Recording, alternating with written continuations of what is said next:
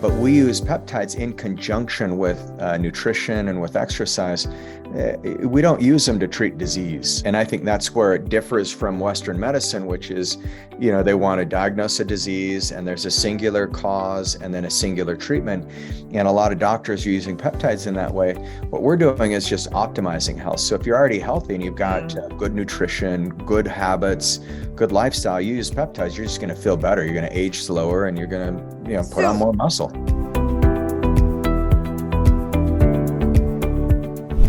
Today on Midlife Conversations, I am talking with Regan Archibald, and can't wait to dive into this conversation today because he is the expert on all things peptides. And I know most of you listening in right now either don't know what peptides are or you've heard very little about them so far. And they are things that we could be using in so many areas of our life when it comes to longevity, building muscle, cognitive, hormones, weight loss, injury, pain, recovery. The list goes on and on and on. I think we need more experts in this, but I'm lucky to have you today here, Reagan. So let's dive in. Thanks for being here. So good to be here, Natalie. And it's a pleasure to talk about peptides because I see them as like this is the future of medicine. And these are natural expressions in the body. They're just folded proteins that actually change a cellular response. And so if more people knew more about peptides, we'd have more science behind it, more research, and I think people would be healthier in general. So let's start back a little ways. I'm assuming you didn't grow up as a kid going, I'm going to get into peptides. I'm going to be an expert on peptides. So Right. Take us back. Like, where did this even come from? How did you come across them? Where did you start getting interest in this? I grew up on a farm in Idaho, and so we grew cattle, and I wanted to be anything but a rancher growing up. So as a kid, I was like, kind of my number one goal was anything but a farmer, anything but a rancher. Number two was I had an uncle who was a doctor, and so I said, okay, I want to be like Lester J.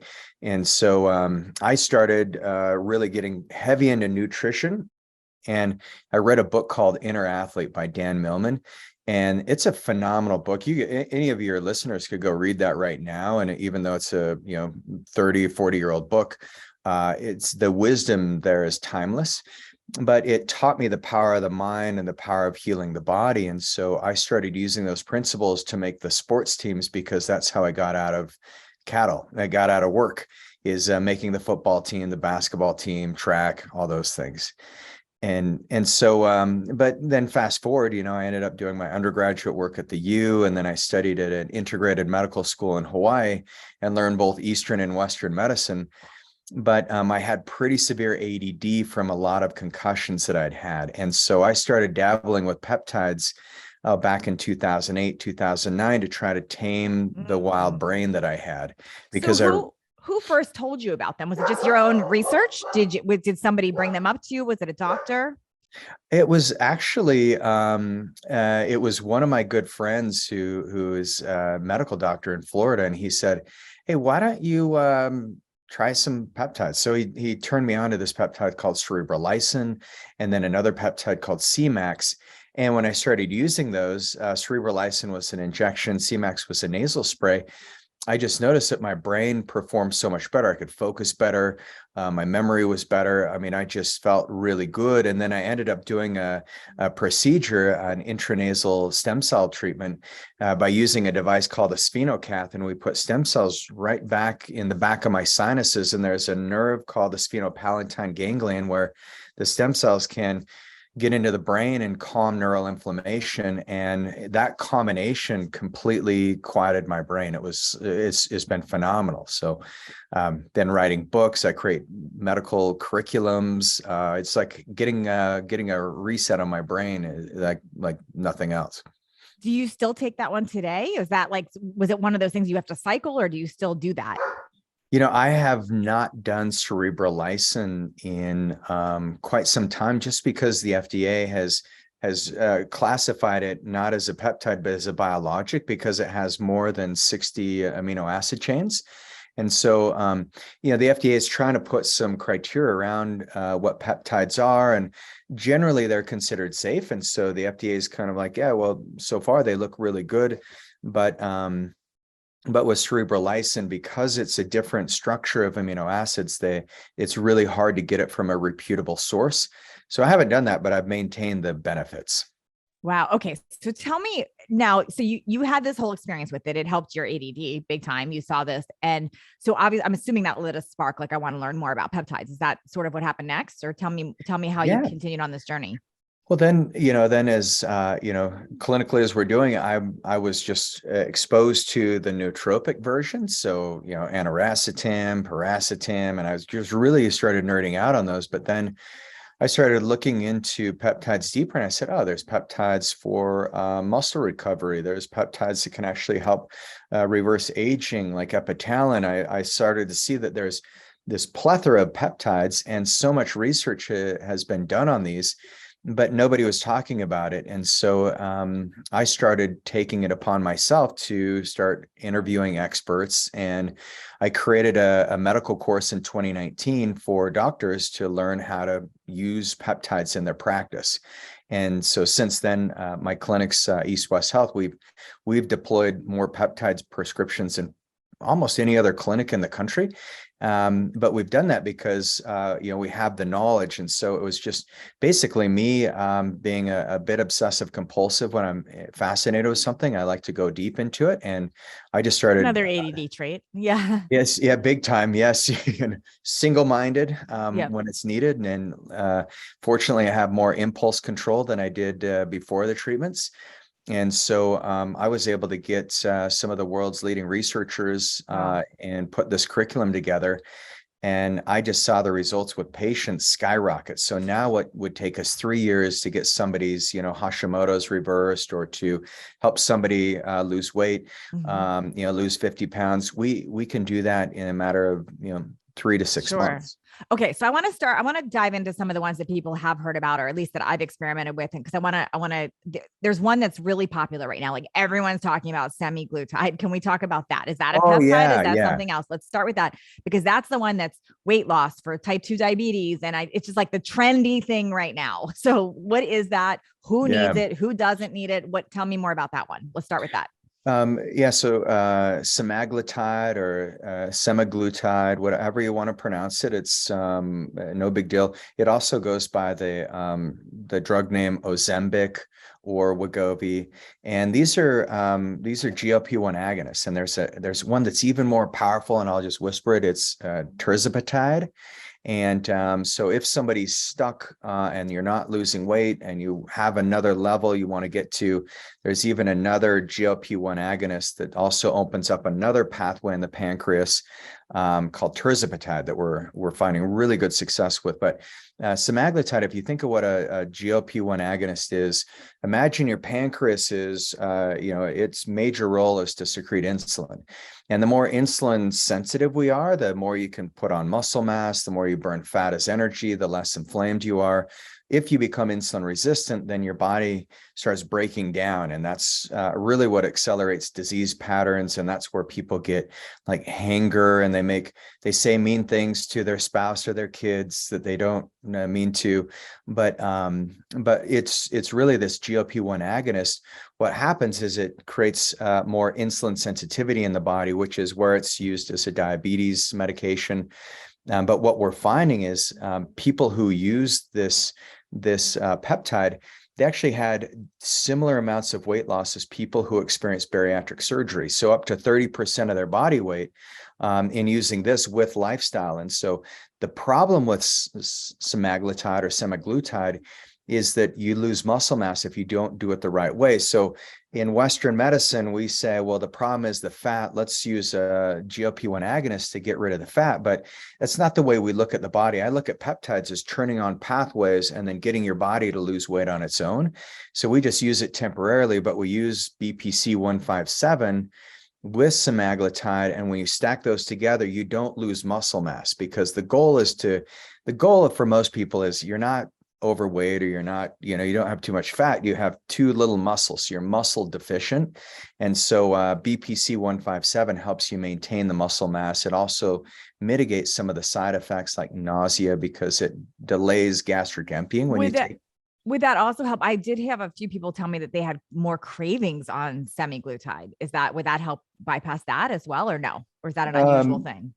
Big time. Most people, the cravings go away, but there are about 5% of the population who the cravings actually increase. And I've seen a couple of those patients. Mm, And part of that is because the ghrelin pathway is a bit overactive because they're leptin resistant. I don't mean to throw out all these yeah, no, hormones, that's fine. I went, but that's where you need to go upstream and fix some of those other pathways before you get on semaglutide, which is why running a comprehensive blood panel is something that we do with every patient so that we put you on the right peptide at the right time for what so you're looking. if you jumped on and you're doing the semaglutide, what I'm hearing, and you are that 5% having the cravings, you might need to back it away and look at this pathway and the leptin resistance and address that first. Am I hearing that correct? Totally, 100%. Okay. Yes. Okay. Cause this is like the trendy thing.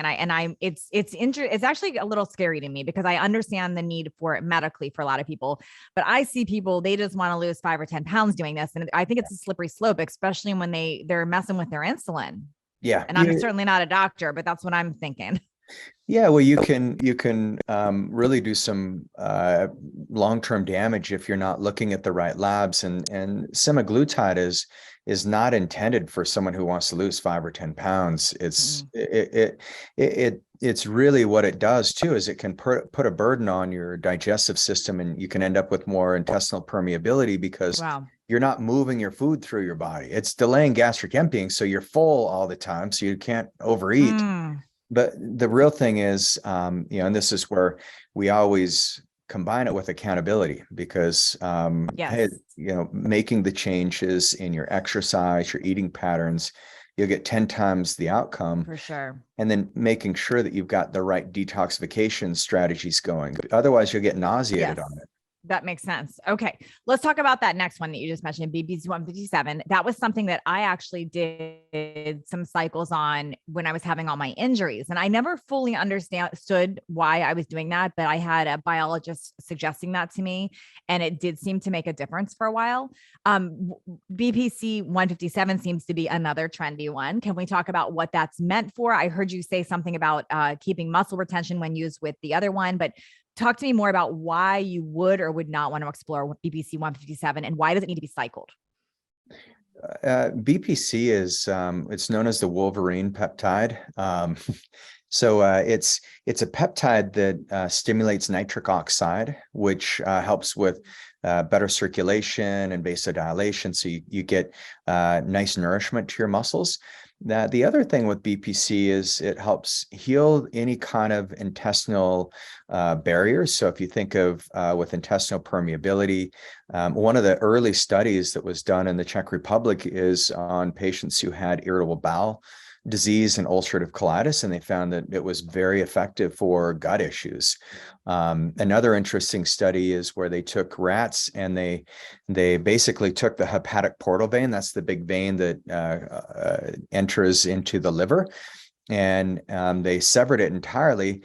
And one group of rats got BPC 157 in the water, the other group just got water. And within about a week, all these rats started becoming jaundiced, but the group that got BPC, they had a massive recovery really quick, whereas the group that just got water, they didn't recover. They died eventually of it. So, Wow. so it's very powerful.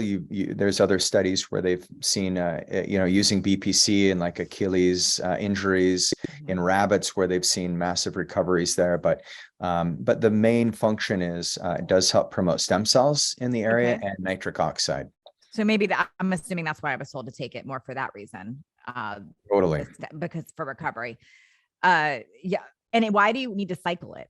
Or why do most peptides? It sounds like with all peptides, really, you should be cycling, not on them all the time. Is that accurate? Yes, because with peptides, if you're pushing a pathway too long, then what happens is your body doesn't respond to it as well. And so it's a diminishing result. And really what you want to do is every month we change our patients' peptides out. And some peptides will keep patients on maybe 2 or 3 months, but in general, you want to be opening up different pathways at the same time because it turns up the volume. So instead of just using a single peptide where you get, kind of a singular result, you can stack them on top of each other and get a 10 times better result. So I want to fully understand. And I know you've touched on this a little bit, but I want to make sure I'm understanding, how does a peptide work? So like you're saying it's stimulating what your body already has. So is that why people relate them to growth hormones? Well, there are peptides that do stimulate the growth hormone pathways. So in your pituitary gland, you have growth hormone side, and then you have the ghrelin side, both of which relate to an increase in growth hormone. And the growth hormone secretagogues like sermorelin, which you mentioned before we started, that is a really powerful, what's called a growth hormone releasing peptide. There's other ones that are called like tesamorelin. Tesamorelin is FDA approved to treat lipodystrophy in HIV patients. So when you have fat accumulation around the stomach, but tesamorelin also will help build muscle mass. It's been shown to improve cognitive decline in people over 60. There's also really powerful research that shows it lowers cholesterol and it's cardioprotective. So, and tesamorelin, one of the studies, they took patients in human studies, and they had fibrosis of the liver where it was up to 90% fibrotic livers. And using tesamorelin, using this peptide, the liver was able to regenerate itself and have like 90% of the patients recovered from the fibrotic livers. So we use tesamorelin for people who have issues in their liver panel when we do their blood. And you mentioned high cholesterol. So would that fall into that too, or that's a different one? That's a tesamorelin. Okay. Yeah. Interesting to know, because so this is where it can get confusing for people. And I'm sorry if I'm getting really basic here, but I'm just thinking what I'm asking in my head. So I'm assuming others are asking these too. There's so many choices when it comes to our health. Like obviously you can go the pharmaceutical route, which is the traditional, like let's treat the symptom and the pharmaceutical. And then we know about all the side effects of that. For instance, you mentioned cholesterol, you take cholesterol medicine, there's known side effects with that. You're going to have muscle soreness. There's other things that happens. So then you can look at like homeopathic, where you give trace amounts, and there's a whole thought process behind homeopathic treatment. And then there's the whole just general supplement around like, well, you can take fish oil for your cholesterol, and you can take, bromelain, and you can there's all these different choices. Where do peptides fit in? Is this instead of, in addition to, it gets so confusing. We don't know where to look first. Well, and I think that's a really good point, because if you don't have your basics built up, if you don't have good nutrition, I mean, yes, if you want to raise HDL cholesterol, fish oil is one of the best ways to do it. It's really powerful, but we use peptides in conjunction with nutrition and with exercise.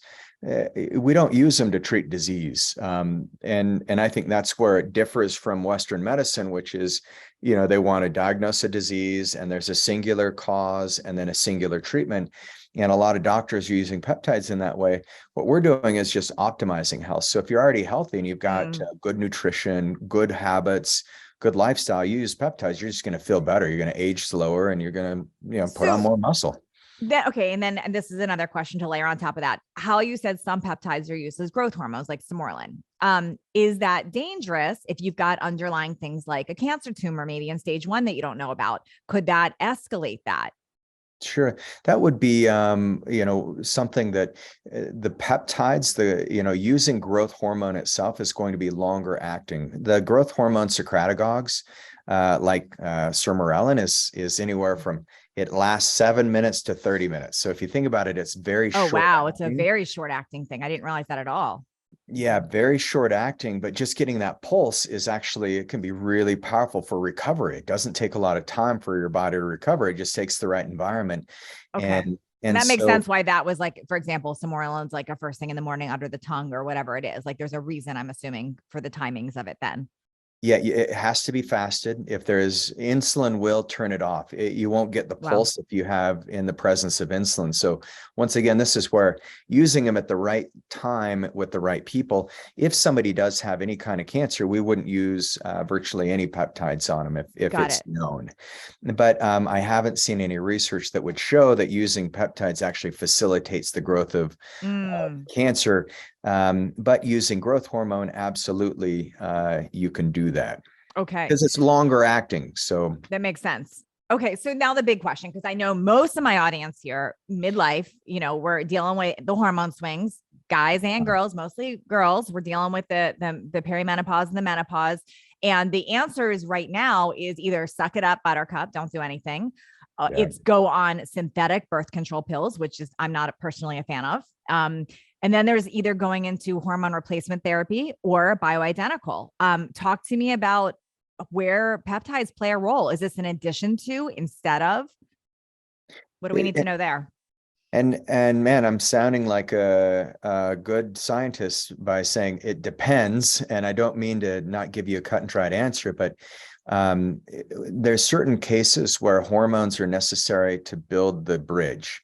If your ovaries are entirely shut down, you've got essentially with females, if you've got good adrenal health, the adrenal glands are designed to, produce the estrogen and progesterone and have all those hormones that you need. They pick up the slack when your ovaries stop producing some of those hormones. But in most cases, I'd say over 80% of our female patients, we can use a peptide like gonadorelin or kispectin, and even some of the bioregulators like GHK copper, KPV.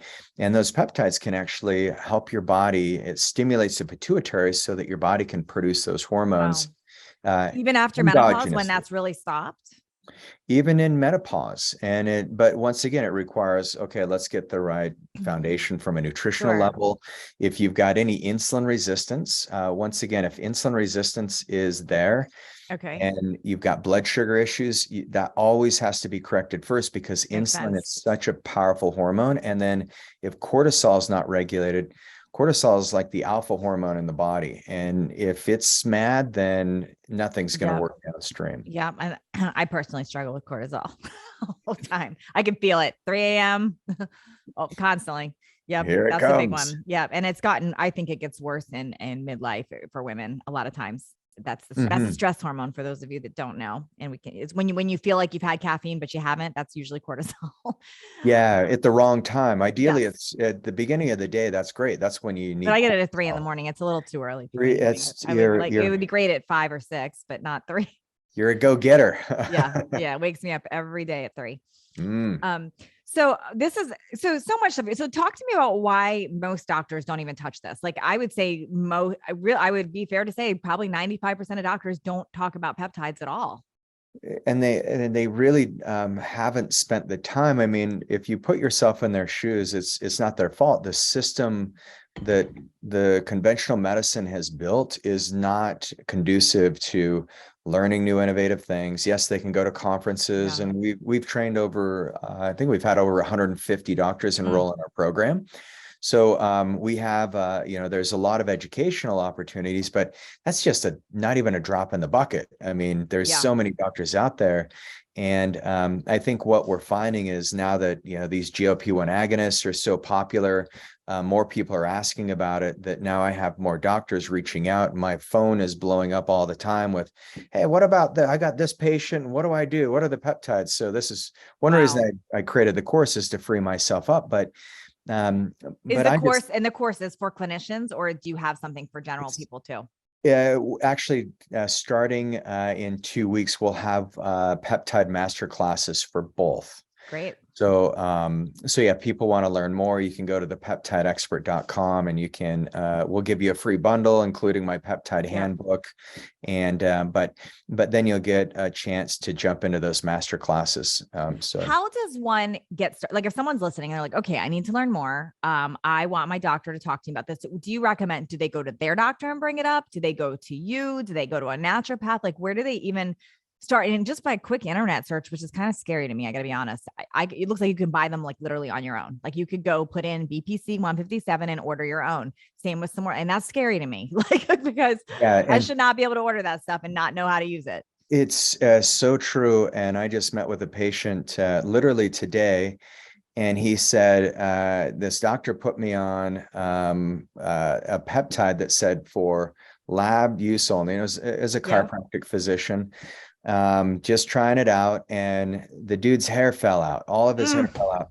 And it was because Not he was okay. 4 out of 5 Wow. peptides that people use are from the black market. They're not Wow. done. So you need to have a compounding pharmacy. This is prescriptive based. Okay. So The same yeah, place you'd be getting your bioidenticals is compounding. exactly. Yep. Yes, you do not. If it says for research use only, there's only Do a not. couple places that are safe, Okay. but it's so much better to do it the right way because Yeah.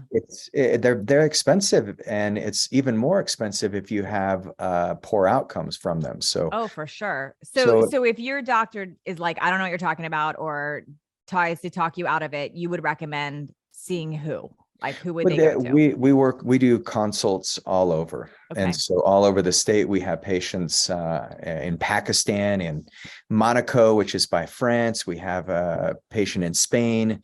So I mean, we work with people all over. Actually, I have a patient in Singapore who's really Wow. amazing to work with. So everywhere, but yeah, people can just go and reach out to us, and we're happy to help out if your doctor doesn't know a lot about peptides. If they do, then great. That is a awesome place to Yeah. start. Or send them to your course. It's like, hey, Or doctor, go yeah, take their course. exactly. Yeah, no, this is great. Reagan, this was so helpful today. And I'm sure I'm going to have you back on at some point because I'm going to have more questions that come in from this. But I hope this to the listeners listening gave them at least a general understanding of what peptides are and what they can be used for. You know, at the beginning, you mentioned so many things that my ears perked up: longevity, building muscle, cognitive, hormones, weight loss. And like you said, I'm fully aligned that, I always give this water analogy that if you throw a piece of trash into a really dirty body of water, you're not going to see the trash. But if you clean up the water first and you throw a piece of trash in, you know exactly what's creating the eyesore or what's making it bad. So I feel strong that the first line of defense for everything is your nutrition, is your workouts, is your mindset, is your stress management. Like, you got to get that stuff, hydration, the basics that we all know about. You don't even need a Google search for them, but just those have to be first before we're even tampering with our blood work and hormones and peptides and all of that, because I think that's all so amazing, but it's the layer on top of that, not in place of. I want to make sure I'm clear about that, because in this world of fast, quick fixes, too many people are looking for that quick fix. They think that taking testosterone or taking Semorlin is going to solve all their problems. And we've got to have that baseline first.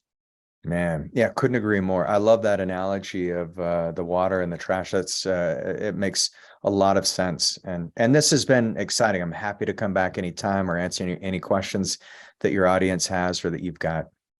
Where can people find you? Where do you want them to go? Learn The more. peptideexpert.com is a very easy place to go.